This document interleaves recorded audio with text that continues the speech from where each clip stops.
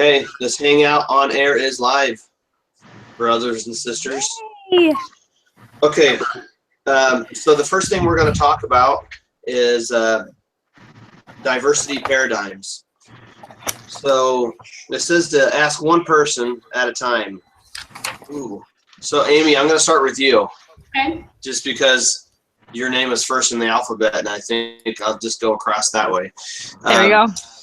So explain one of each of the three diversity paradigms described in Making Differences Matter. So assimilation, differentiation, and integration. Can I go So last? explain one of each of the three diversity paradigms. Yay, Lucian! I'm sorry, I'm going to interrupt. Assimilation, Hi, Lucian! differentiation, and integration. See, off the top of my So head. explain one of Hold on. I keep hearing my Lucian, can voice. you hear us? Lucian, I'm sorry, I'm gonna interrupt. assimilation, Lucian. differentiation, and integration. Everyone mute their mic. Super delayed. I keep hearing my voice. Can you hear us? Yeah. I'm sorry, I'm gonna interrupt. It sounds like somebody's If you don't have a watching. headset in, if you don't have a headset in, mute yourself until you want to speak, because the speakers are picking it up, and then the microphone is picking up the speakers in this weird delay. Yeah, if you don't have a headset in, mute yourself until you want to speak, because the speakers are picking it up, and then the microphone is picking up the speakers in this weird delay.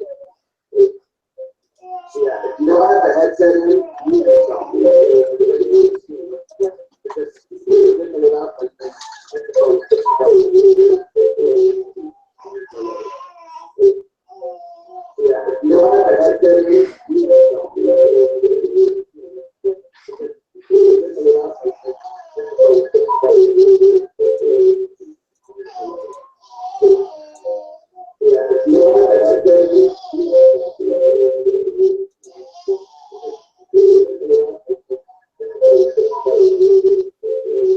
Okay, who else is doing it? He's gone. It's Amy. It's me? Okay. Sorry. Yeah, I'm pretty sure it's you, Amy, because all that sound is coming from, like, when I look at your screen, the volume's coming from your side. That's it. Well, that sucks because she's the one that was supposed to talk, so I don't know. Oh, gosh. Ryan, can you mute yours while she's talking? Yeah. It's just on my headset, so I don't know what's... But I would love to do that. So let me ask the question again, and then I'll mute myself, and then, Amy, you can speak. How's that? Thumbs up if you can hear me, Amy. All right, she can hear me just fine. So explain one of each of the three diversity paradigms described in Making Differences Matter. And you know what? It says ask one person at a time. I'm not going to go through and ask everybody that same thing. So I'm going to ask Amy just to go through and tell us that so we can move on to the next thing. So this doesn't take 3 hours. All right, I'm going to mute myself. You're up. Can you hear me? Okay, I'm just doing a simulation. Yes. The simulation is we're all the same, and sometimes that doesn't work in companies because people aren't all the same, and so that's my thing. Sweet. All right, Sassy, give me another one. So she did assimilation. Tell me about differentiation. Okay, so differentiation is where you kind of, I like the word pigeonhole, where like you put an Asian person over all of the Asian groups or whatever. I think that one I see a lot here in Vegas with the casinos. They put women over certain things in the casinos because men, they don't think men would be successful doing it. Okay. That's a great example. Thank you. Michael, how about the last one? Integration. Give us an example.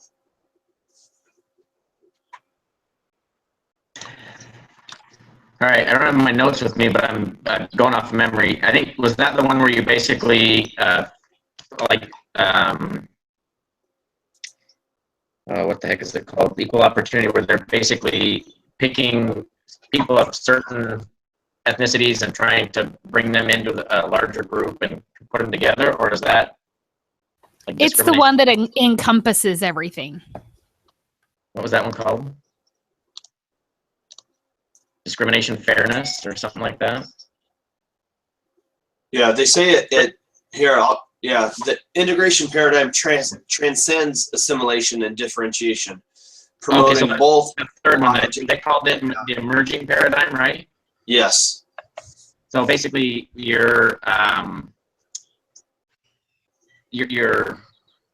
basically not, you're focusing on the strengths of everybody, right? Is that the one?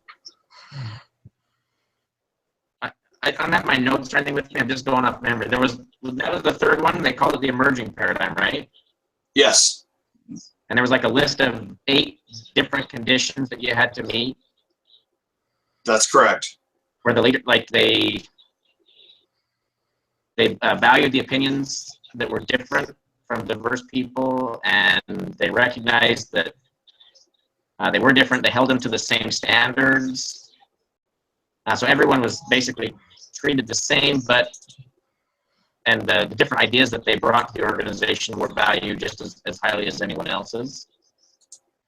They had to, like, the culture is open. Is that all of them? Yeah, I think you did a pretty good job. Yep. Okay. So I'm sharing my screen real quick, and here's kind of a quick overview. So assimilation is like, hey, we're all the same. We want to be a cookie cutter, operation no matter what. Differentiation, celebrating differences, and integration is kind of a melding of the two. Team with our differences, not despite them. Okay. And then here's kind of these preconditions that you were just talking about, which I really liked. So anyway, just wanted to share that real quick. All right, next up. So Sassy already gave us a really good explanation or an example of differentiation. I really like that. So thank you for saying that. Now it's asking us about Melody Hobson. So she's the gal, the CEO lady. We watched her video. So she said color blindness is dangerous. What do you guys think? Do you agree? Disagree? Taylor, I'll let you speak to that. Can you hear me? Yep. Okay.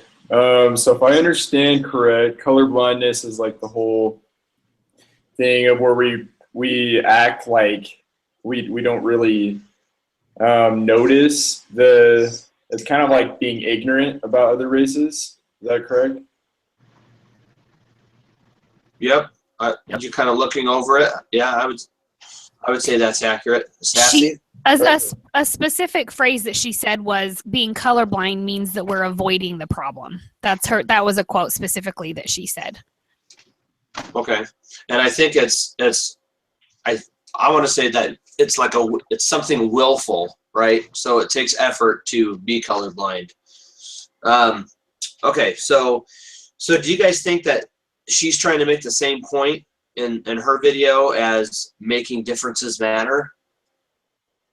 Or do you think it's completely different? I kind of agree that she was trying to make the same point, because with assimilation, it was saying we're all the same. I see no color. I see no gender. And how that didn't work, because we all come from different backgrounds. And so we are different. And she's saying, yeah, like we have to acknowledge that we're different and then learn together. And I felt like it was very much on the same wavelength. Okay. Great. Thank you, Sarah. Spencer, do you have any thoughts on that?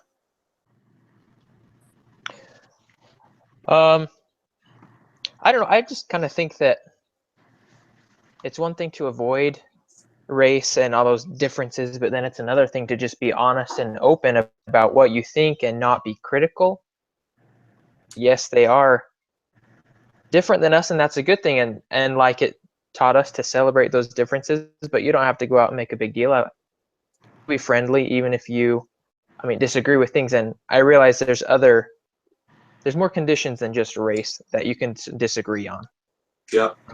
And so just be friendly and open about your thoughts, I guess. Okay, great. Michael, this one's going to be for you. So do you think that color blindness, is that the same thing as the discrimination and fairness assimilation paradigm? Is it the same thing? As the fairness assimilation, Yeah. I think it actually, yeah, I think it's similar, but I think it goes beyond that because you're trying to ignore it. Yeah. I think she said at one point, she told a story about swimming. She said you have to be uncomfortable. And I think that's trying to ignore the differences. Being colorblindness is trying to ignore the differences, where assimilation is trying to make everybody be the same and in the same. So I don't think they're exactly the same. I think they're slightly different. Okay. Yeah, assimilation, basically they're saying here's assimilation. The real way is just the integration, making as a team and not just making everyone work as one cookie cutter, using those differences rather than putting people in subgroups and making them work well, but kind of melding it all together. I like that. Did we have any other thoughts on that? All right, moving on. So why did the authors of Making Differences Matter believe that integration learning and effectiveness paradigm is the best approach to diversity in the workplace? Do you want to take that one, Sassy? I know you're working really hard to. Well, I have a problem with this whole concept, but I think that the integration one kind of combines it makes sure that it's a fair environment for everybody, but also people get to use their skill set, but also like help others. And because we're not ever alone in a workplace, we're part of a team. And if you can't teach your team and work together as a team, then you're not an asset to the company. And the whole goal is to be an asset to the company. So Okay. that's what you get, because I don't like this. I was raised where we don't look at color, we don't look at race, we look at the individual. And so now we're having to step backwards and say we have to acknowledge your race, we have to acknowledge this and that, and I feel like that we're kind of going backwards. But that's my personal opinion. Where were you raised? I'll be honest. I was raised in Salt Lake City, Utah. I was raised in Southern California.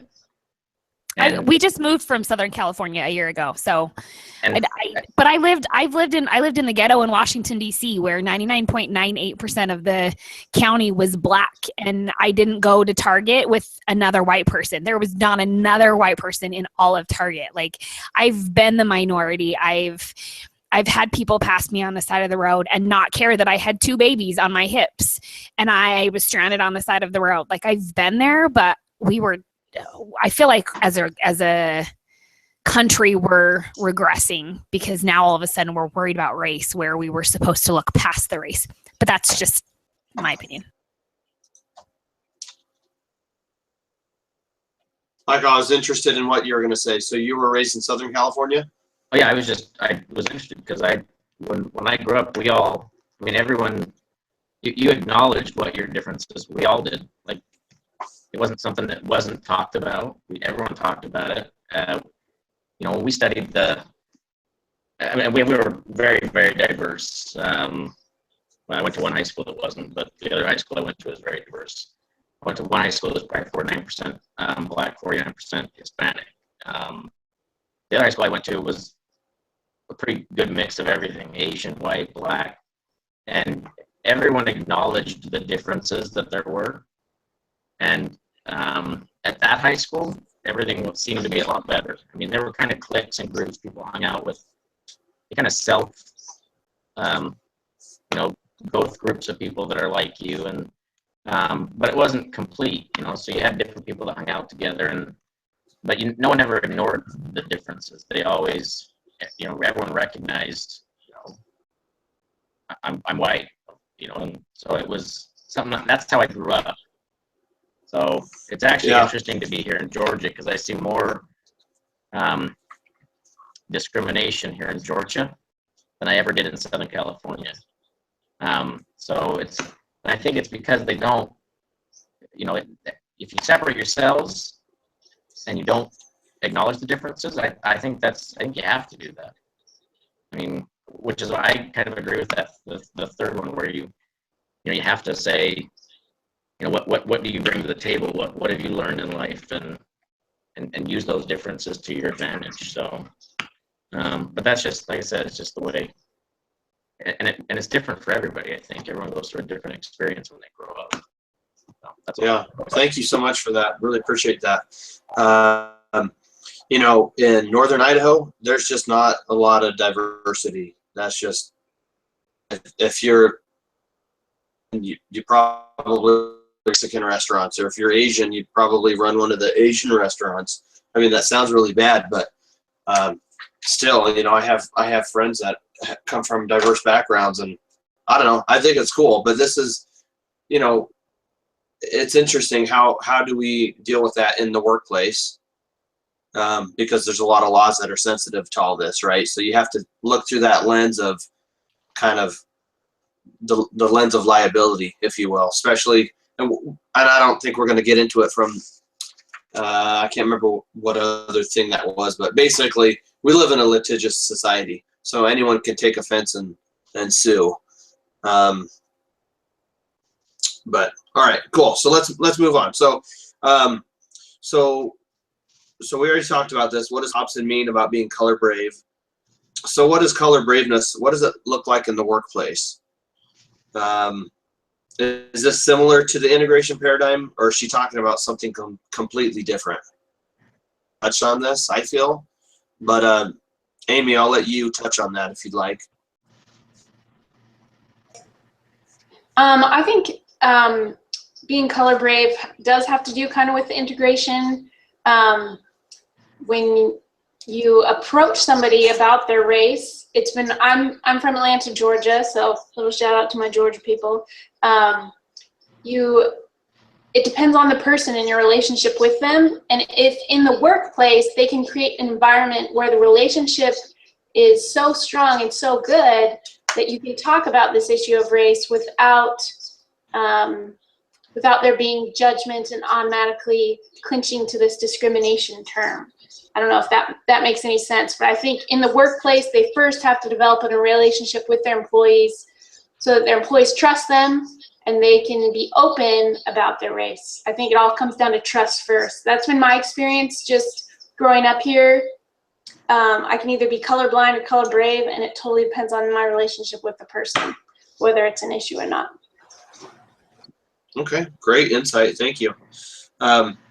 So, and it's not always, you know, it's between employees too, right? So it's not always just an owner of a company to the employees. So the authors in Making Differences Matter, they explain that some managers, they're more comfortable addressing problems with outright discrimination than more subtle diversity problems. So I'm not going to assign or ask someone specifically for this, but if you have an experience, that's what I want to know.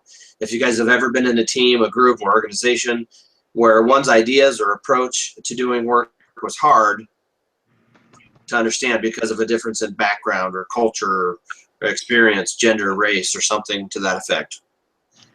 Anyone want to take that one on? I'll take it. I can. Sorry, Oh, Go ahead, Taylor. yeah, I'll share real quick. I'll be brief so you can share too, Michael. So when I was a kid, I did, so this isn't necessarily business, because I can't think of a business example, but I did a martial arts program for a few years when I was a little kid. And in Asian culture, they're a little bit more tough on people. They don't, and they don't really put up with crap as much. And so it was really hard for me as a kid to understand it, you know, like, and it was really hard on my feelings a lot because, you know, I was like an 11-year-old just getting screamed at all the time by them. I mean, they're used to that because they're a little bit more hard on people and in that specific culture. And so that was a little difficult for me to understand at that age. That's a great example. Thanks, Taylor. Yeah. Michael, still or no? Yeah, it actually had more to do with, we had a guy, I'm in sales, and we had a guy come and join our group. And this was in Southern California. I was actually kind of surprised when kind of the whole thing went down. But he was black, and he was a professional guy. He had gone to college. He was well spoken, and he struggled. And I was shocked at just seeing it happen.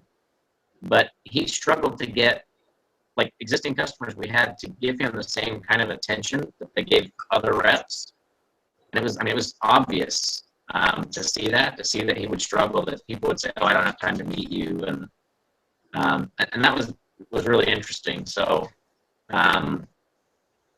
just it's kind of, it was just obvious that people obviously treated Everyone else here, Michael? than they might have treated some of the other reps. So that was just an interesting kind of basically what the CEO, I can't remember her name, what she was talking about. People treat you different. So it's just, that was it. Okay, great. Thank you. Did anyone else was Michael's audio choppy for anyone else, or was that just me? Yeah, me too. Okay. It's choppy for mine as well. Yep. Okay. All right. So I didn't hear all that, Michael. Sorry, guys. I don't know if you could. No. I'm gonna hook on Wi-Fi. Can you hear me better now? Yeah. What I would do is I would shut off your video. That seemed to work for me because I think everyone can hear me okay now. Okay. Yeah. There you go. Hear me? Yeah. Let's try it again because I really want to hear the rest of that. Okay. So yeah, we had a guy come to work for us in Southern California. And he was black, and he started calling on some of our existing accounts that we had other reps going into, and people would meet with him. They wouldn't give him the time of day. They would, so they just treated him differently than they treated everybody else. And he was well spoken. He was educated. In our work environment, we all felt the same, but it didn't. When he went out to customers, it wasn't quite the same for him. Gotcha. Okay. Yeah. Yeah, that's great. I'll share a quick example, and we'll keep trying to move this along. So I'm in sales as well, Michael. I work for a mobile imaging company. So we go out and we do perform portable X-ray and ultrasounds on people in nursing homes, skilled nursing facilities, assisted livings, that kind of stuff. And when I first started, I went out and I got to know one of our X-ray techs in Seattle. Tried to talk to this guy on the phone. He was from somewhere in Africa. I think it was Ethiopia, actually. And I really had a tough time understanding him. And so, like, my first thought was like, man, we got to get someone in here that can speak English. No wonder we're struggling in this area. Like the new guy coming in thinking, I know what's going on. I could fix everything. But I'll tell you, he's not with our company anymore. But when I went over and met him and saw him work with people, a lot of the skilled nursing facilities that we went to, a lot of the nurses and CNAs, aides and a lot of those guys were from the same, had similar cultures and backgrounds as my friend Rebel. And so I was like, oh, well, he's awesome with our clientele that he's servicing. Opened my eyes like, hey, just because I don't connect with someone right away, that doesn't mean that, they're not a good fit for the company or for the company's customers. Okay. Did anyone else have an experience or something that they'd like to share before we move on? All right, we'll move on. All right, so Oh, was someone trying to say something? No. Okay, that was just feedback I was getting on my end. So, Michael, I think Amy's mic is still on because I'm getting quite a bit of feedback. Amy, we still love you. Okay, so Michael, so a follow-up question. So what do you think you or what, not what you could have done, but what do you think could have been done in the situation with that sales rep to profit from or gain from that diversity rather than it detract from the situation? So here's the thing, that third paradigm in the paradigm says to, treat everyone, as in the workplace, and have the same expectations from them. And so he had to work harder than I did, I think, to get the same results from those customers. And so I think if you do anything different, there's obviously, those are customers that they have issues that you can't really do anything about. It wasn't internal, it wasn't something in our company that was going on. And I think if you started to say, well, we'll find specific customers that might be a better fit for you, then you're affecting everyone else in the organization, and that's more like the, not assimilation, the equal. I wish I had my notes in front of me. What's the first paradigm? Where you're basically And you're just making everybody, yeah. The assimilation. You're moving things around to accommodate that one person. And so for that specific example, there wasn't anything we could do internally as a company to try and fix that situation without impacting negatively other people as well, which is, I don't know. I don't know what you do when it's an outside force that's doing that.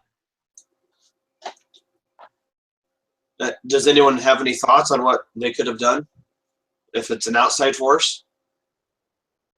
I have one, but I don't want to blab it, and if somebody else would like to say something.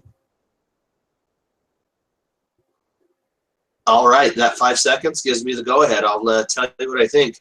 And who knows? We're just talking. It's all theoretical. Might not have done anything. And sometimes it just doesn't work when, you have a certain sales territory, geography, and it's not like you could just switch that gentleman to have a different territory. And if that was the case, then my idea doesn't work. But sometimes you have geographies that you could change things up. So maybe there was, he could have had a different area to go, or a different customer segment to go visit current clients and get new business from. I don't know, but that's my 2 cents.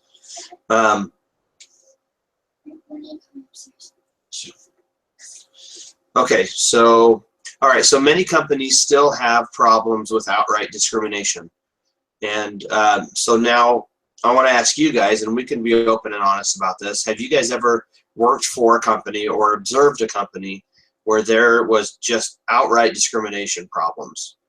And what was that experience like? I worked, I don't know if it was necessarily discrimination, but I worked in actually it was, don't tell anyone, but I worked at the National Archives at Atlanta, and it felt like just particularly in that position, that company was, not company, but that agency was like about 20 years behind, because mostly it was all white people that were running it, and all black people that were janitors, cleaning up. There were only a few, I can think of two black people that were on the staff. The rest were just cleaning, fix it up, security, janitors. It really had this kind of really sad, deep, old South feel. And I don't know what their hiring procedures was, but it was really obvious, and a lot of it had to do with the surrounding area that we were in. And I think that plays a huge role as to, like what you were saying, the geography of it, where the company is, or where the clients are depends on who's going to serve them and who's going to fill those positions. Yeah, that's great. Thank you so much. I mean, I think if you try, let's say you have to have certain quotas to fill, but you need to put in qualified people, right? And sometimes I think it could be detrimental to try to go too far the other way, right?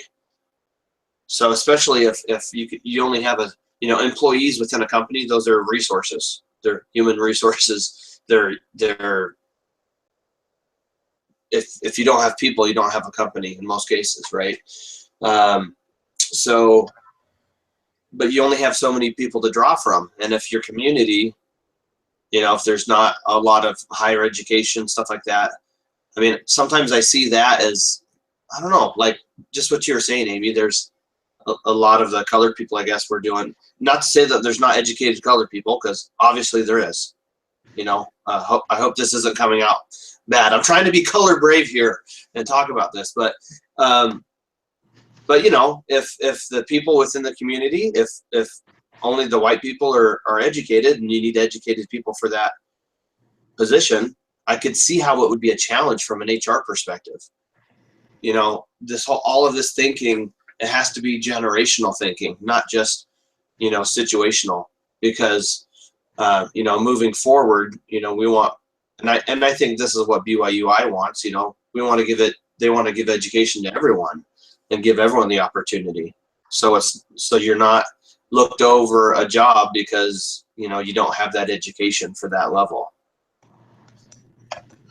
I think another thing, I don't know that particular company could do it, but where you have certain programs in place where that your employees can take like certification or education things so they can move up higher within the company, even if they don't start off with the proper education they need for a certain job, they could start lower and be promoted, if that makes sense. Yeah, that's great. So allowing, having like internal mechanisms where you help educate your employees with training and different things. I think that's great. Let's talk about John Skipper. Anyone remember who that guy is? All right, I'll just tell you. He was the CEO of ESPN, wasn't he? Yep, that's correct. That's when they would say, "Do you want us to hire the right? You want to hire diverse people, or do you want us to hire the best people?" And he would just say, "Yes." Yep. Do we hire the minority or the person who is most qualified? Yes. So I'll flip this one to you, Taylor. Is that the right approach to hiring for diversity? So basically, whoever is the best, hire them. Well, when somebody would ask him, do we hire the minority or do we hire the person who is most qualified? And his answer was yes. So he was saying yes to both of them. So he was kind of being smart about his answer. Okay, yeah. Yeah, no, I do like that approach. I think that's smart to, hire whoever's more qualified and hire diversity. Like, I don't think it's smart to go for just one or the other. Like, it's nice to have diversity in a business, but I mean, if you're searching so much for diversity that, you're hiring people that are more diverse rather than people that are qualified, then I think that's a problem. Yeah. So basically, he's saying yes to both of them. Go ahead, Sassy. Well, I have an experience with this. When my husband applied for medical school 15 years ago, he interviewed at several medical schools, and one of them was the University of Utah, and we're both from Salt Lake. So we were kind of hoping he would get into the University of Utah Medical School. And when he interviewed at the medical school, the person just flat out said, "Listen, you're a Mormon white boy, so the chances of you getting into this medical school are nil." He said, "You could apply next year and you would probably have a better chance, but unless you can prove that you have some sort of ethnicity, like you're a quarter," I think it was a quarter, an eighth of some different ethnicity, or from one of these specific states, we won't be able to offer you a position. And we have a friend on the committee there and found out that a lot of the ethnic people that were accepted to the University of Utah Medical School had 6 to 8 points lower on their MCAT scores, and their GPAs were a full point lower than my husband's. But because he was a Mormon white boy, he didn't get in. So it can go the other way too, right? That's the way I see it. It was a blessing. Don't get me wrong. It was a blessing, but it was kind of frustrating to just be told straight out, listen, you're a Mormon white boy. You're not going to get in. Yeah, that's it. And I don't know what the answer is to that. You know, it's just, I mean, that's a whole nother topic. I think my answer, it is. My answer is like, well, that's not fair. But there's, you know, I'm sure the university has federal funding and all sorts of other things where they need to hit certain numbers, and so they don't have a choice but to. I actually wrote a paper for one of my classes about reverse discrimination from affirmative action. So, but it's very frustrating. Thank you for sharing that. I really appreciate that. Okay, so now we're going to talk about counseling. I'm trying to move it along. I guess we did get started kind of late. So, all right. I don't know about you guys, but I really, really, really enjoyed Elder Ballard's video and talk about church councils. So I'm going to ask this one to Brother Beans. So Spencer, sorry, I remember your last name because I have a friend that's a Brother Bean in my ward. But so, okay, Spencer, this one's on you. This one's for you. Do you think the ward council that Elder Ballard describes, does that follow the integration paradigm? I would say yes. And why? Integration paradigm, was that the last one, the best one? Yep. I would say yes, because as a ward council, the bishop is trying to take in the ward, whether they be men or women, and trying to make the best possible group out of them to help the most people. So he's trying to be the most efficient with resources that he has, regardless. Because in the church, rather than race, a lot of times it's gender. And so he's trying to take the head of the Relief Society, head of the Quorum of the Elders, and put everything together to help the ward in the best way possible, doing all the work. It's kind of what I got from Elder Ballard's article. Okay. Yeah, that's great. Thank you. Anyone else want to comment on that?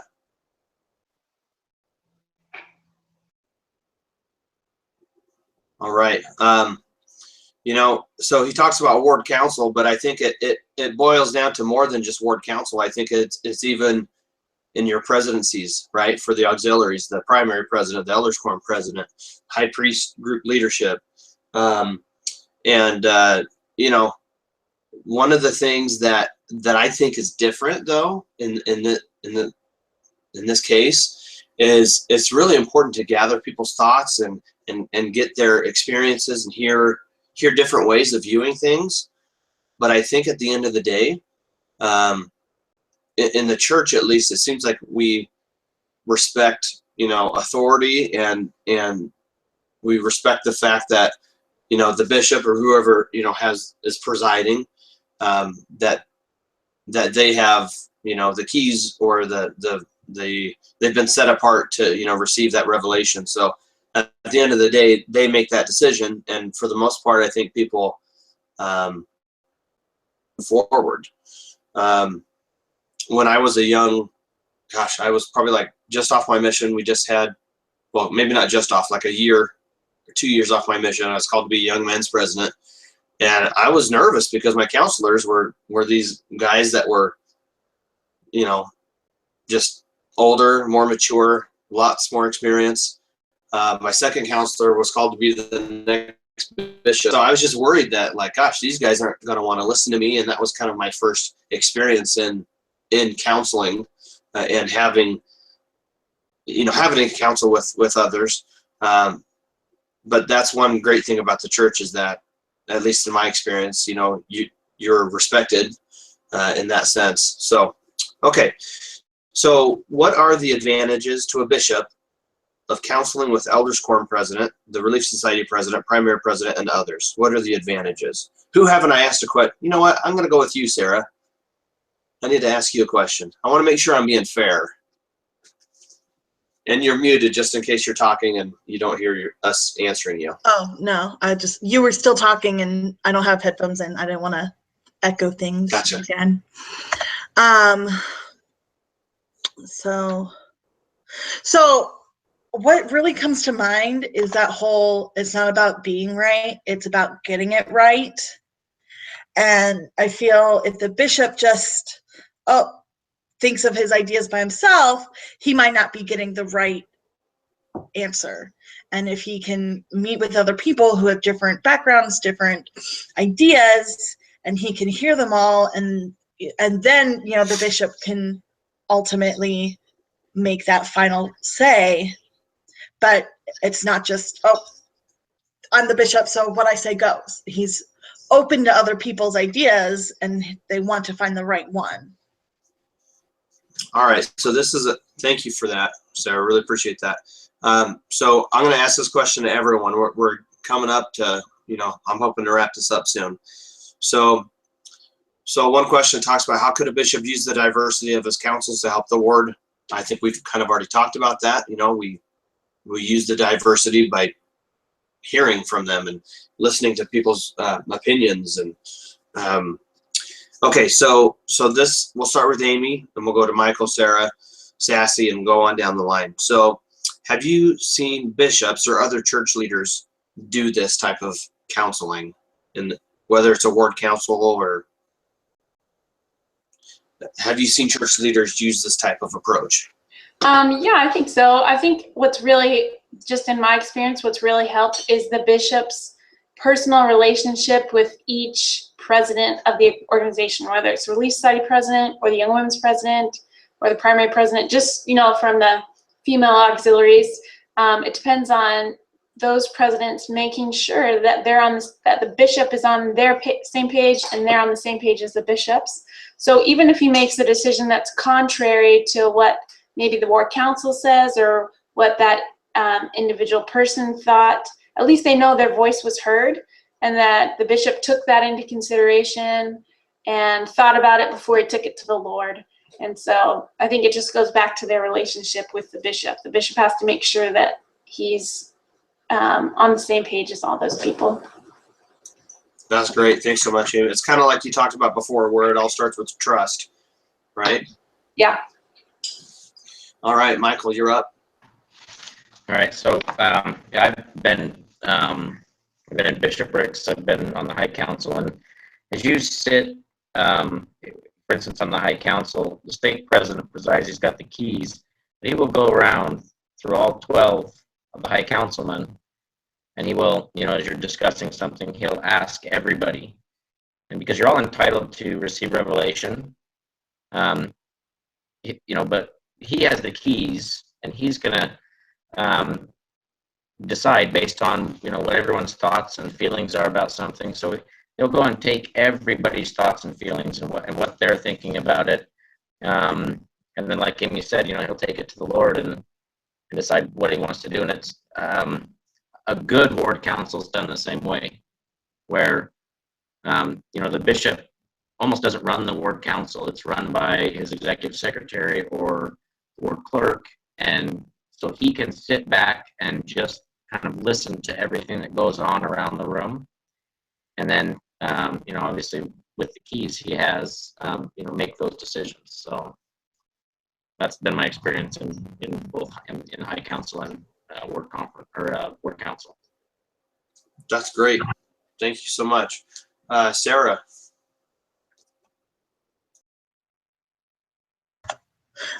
So when I was in Young Women's, I was in a few presidencies, and I remember meeting in like BYCs or other meetings, and the bishop was always very interested in the ideas of the youth, and he wanted, you know, he might set up like, oh, here's a problem we're having, or oh, here we want ideas for activities or something, and he was very open to hearing what the youth had to say and going from there.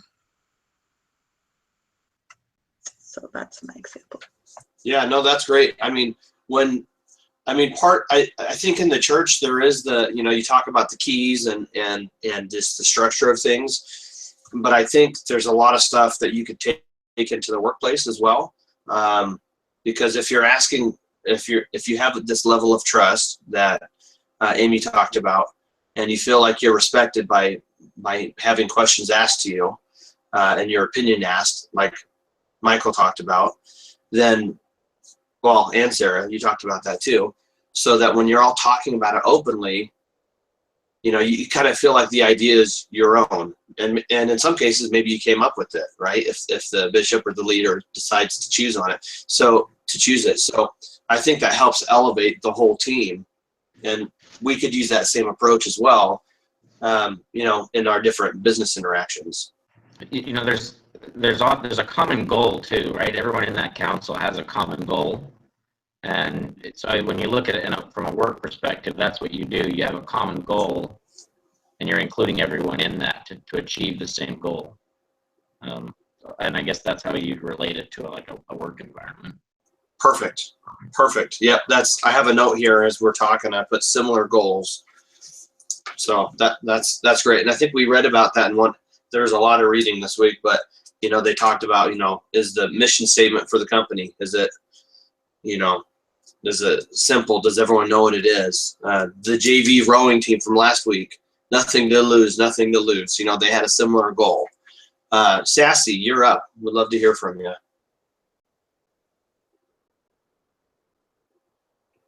So again, do you want me to repeat the question? Oh, she's not there. Can anyone else hear me? I can hear you. I think Sassy's gone. I don't see her picture. Okay. Yeah, her picture's there, but her camera's off.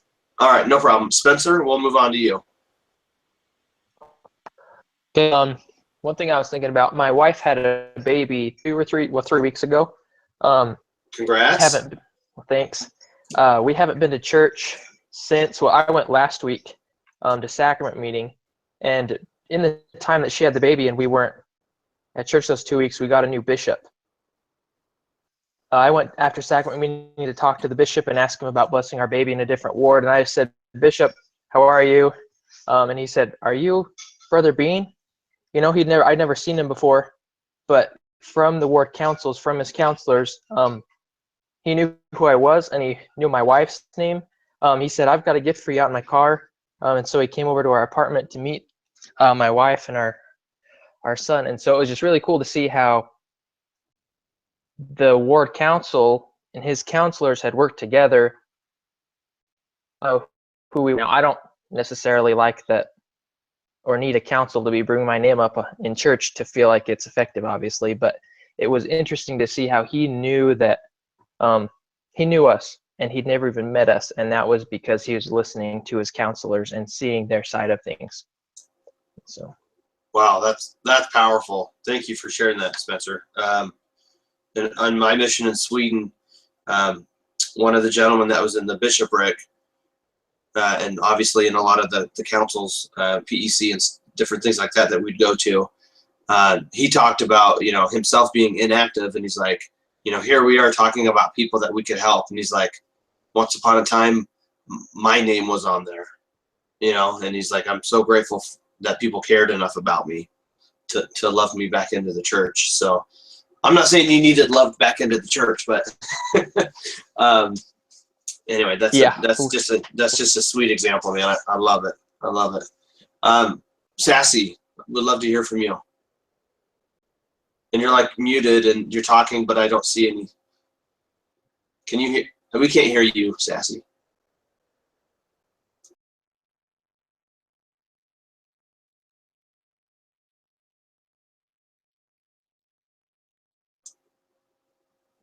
Okay, I think she's gonna log off and log back on. So Taylor, you're up.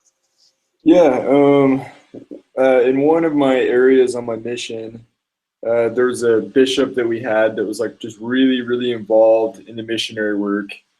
And it was pretty cool. Like he knew like a lot about all the different investigators that we had. And the way he would do it is all the ward councils, he would kind of delegate it out to, the Relief Society president, the Elders Quorum president, to be looking for those investigators and to have plans for how he could help them. And so they would report to him on that. And so it was allowed him to be a lot more directly involved in the missionary work there. Perfect example. Sassy, we're going to see if we can hear from you this time. Can I try one more time? Can you hear me? Yes. Can you hear me now? What's going on? No, I started to say my story is a little bit different that I'm going to share. But when I was I was the primary president in San Diego, and our bishop was very insistent that even though I was there representing the primary, we as a ward council were one body. We were one entity, and our goal was to help the entire ward, and we would do what was best for the ward. So I, as the primary president, would take names of families that I was concerned about, and we would discuss those names. And a lot of times there was somebody in the ward council that was to go talk to this family and find out what we can do, or offer the needed help. Sometimes another person was better than me, even though I was the primary president and I was concerned about that family. I understand that I don't click with a lot of people. A lot of people have a hard time with me. And so sometimes it was better for one of the other people, and that's okay because we're all there with one goal. And so somebody else could be more sensitive to that situation. Does that make sense? Yeah, it makes a lot of sense to me. So anyway, there you go. Perfect. Yeah, thank you so much. All right, guys. So we just have a couple more questions. So in the Making Differences Matter, Look, okay, that was from the Harvard Business Review, I believe. Yeah. The article assumes that there's some value to companies in promoting a diverse workforce. Do you agree? And what are these advantages and what are the disadvantages? Sarah, what do you think? So I think some advantages are, if you had just white people, then people of minorities might have a hard time relating to your company, whether they want to be clients or customers or whatever. If they just don't see anyone that they feel like they can relate to, they might not even be interested. Whereas if you have minorities as well, then everybody can just feel more comfortable, is what I'm thinking. So that's an advantage, I think. And a disadvantage was like the education thing, where Sassy mentioned your husband had higher grades and things, and yet he wasn't accepted because they were trying to get minorities in. And so by doing that, somebody who's more qualified might get passed over. Sorry, I had to whisper to my kids. Yeah, no, I think that's great. Amy, did you have any thoughts, or does anyone else want to pipe in what they think is advantages or disadvantages of promoting a diverse workforce? I think, just to sum it up, the disadvantages are what we talked about earlier, that, reverse discrimination. Sometimes, like Sassy's husband, who wasn't able to get in the University of Utah because of this diversity issue, can be frustration on both sides, whether you have it or not. So I would take that as basically swinging too far the other way. I think there's definitely, some situations. We have a history of it in this country. Well, the world has a history of it, where, even Christ talked about it. The Jews did not like the Samaritans. No, they're dirty. We're staying away from them. Bad people. But sometimes it swings too far in the other direction too. So I guess the key is trying to find a balance. And we're just the fact that we're talking about it, it's part of the conversation. I think that means we're trying to strike the right balance. not only in this little group, but just as in the world as a whole and in this country as a whole. Okay, so Michael, this question is going to be for you. So you're in sales. I'm kind of molding this question a little bit more for you, and this should be the final question, unless anyone else wants to comment on anything. What approach would you take to diversity as a manager? So I don't know if you've ever been a sales manager, but what's your approach? What do you think works, and maybe what doesn't work?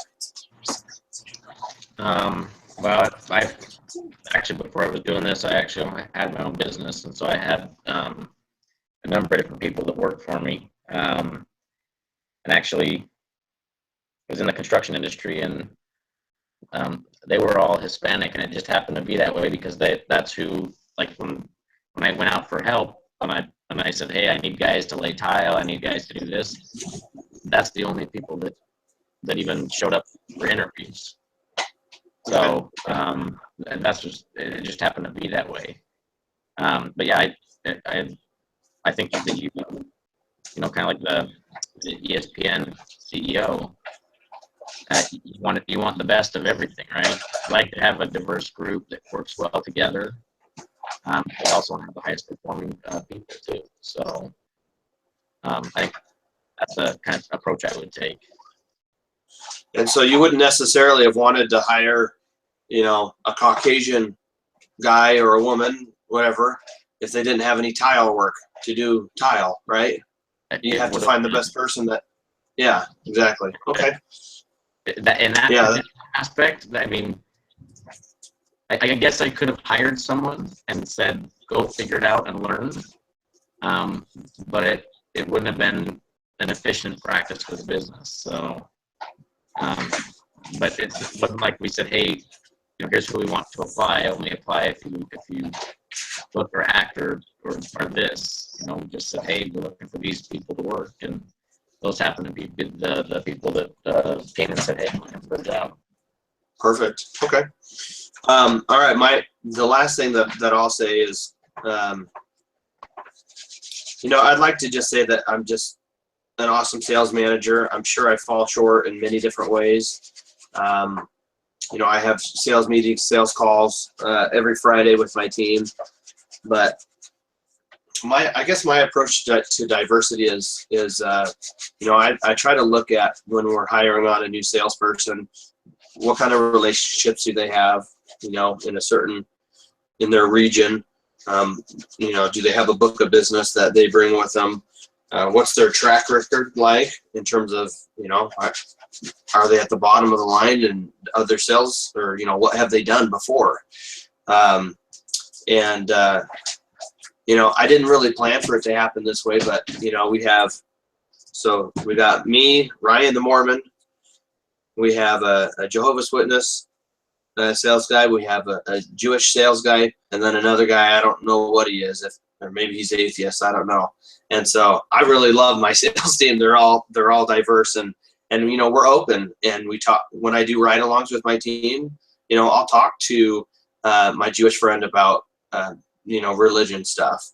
And I think sometimes we run into these situations, and I think it's this color blindness, right? Where you just say, like, well, this is uncomfortable, I don't want to talk about it. But I think as members of the church, we're missionaries too. And I don't think that you can have meaningful conversations if all you want to talk about is stuff that's not meaningful. I guess that's stating the obvious. But anyway, does anyone else have any comments that they'd like to make before we move on and wrap it up? Any special approaches to diversity that you would take as a manager? All right, perfect. So that was everything that I had. So I'm going to go ahead and stop the recording. Stop the